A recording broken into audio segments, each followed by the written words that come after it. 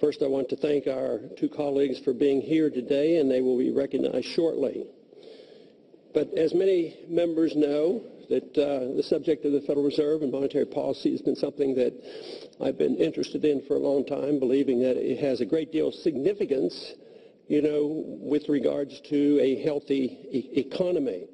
Today we'll be discussing the various proposals to address the subject of some of the shortcomings of the monetary system. And I think what has happened here in these last 5 years, it has been recognized by many that monetary policy in the Federal Reserve has a lot to do with the creation of some of our problems and their shortcomings when it comes to solving these problems.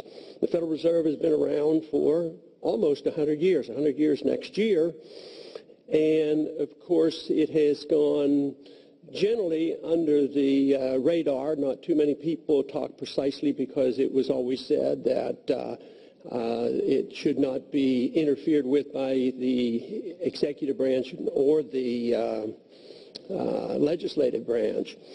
But lately there's been more concern. Last year, with the help of Congressman Frank, we were able to get some transparency of the Fed, and it was obviously quite helpful in moving that along. From my viewpoint, we still have more to do on that, but it's very clear whether we decide, exactly what constitutional money is and how it comes about. I don't think many people reject the idea that the Congress does have responsibility of oversight and figuring out exactly how to handle that. So with the crisis that came about in the last 5 years ago, I think an attitude changed dramatically. I think this is the reason that we had strong support in the last session for auditing the Fed, and more information has come out because of the lawsuits.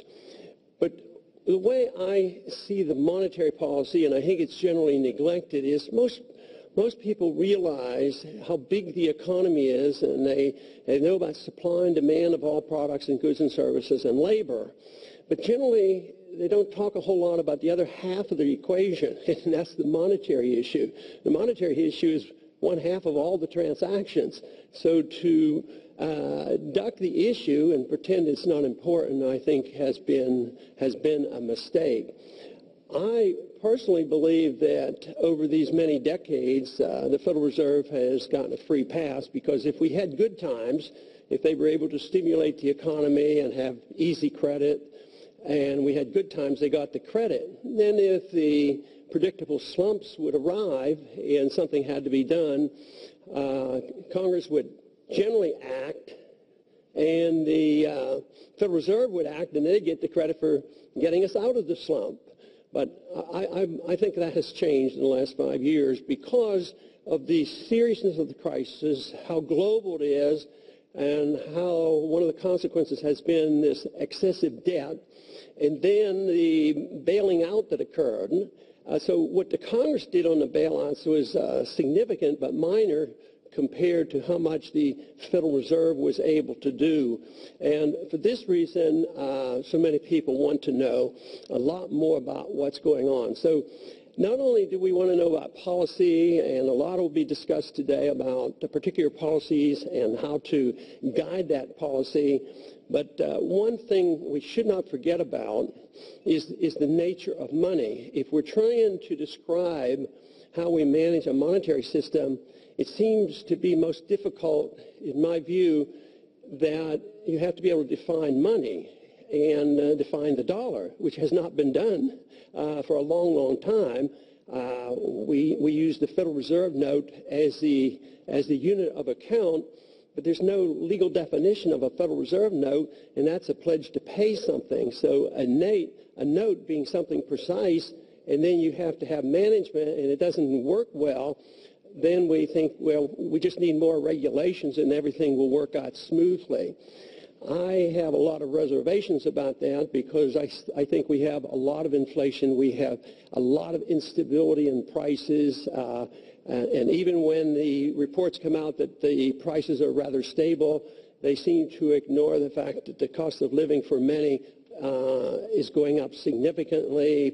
The price of energy goes up, the price of medical care goes up, the price of education goes up. So even when the CPI and the PPI might not be revealing what's happening, there still is a lot of destruction of the value of money. And for this reason now, we've been in a decade or so where the real wages have not been able to keep up, which really is the bottom line, I believe. The unemployment factor and keeping up with the cost of living and keeping up with real wages. So I'm very pleased to have the various members today, as well as on the second panel, to discuss what I consider a very, very important issue. And now I would like to yield 5 minutes to Mr. Clay.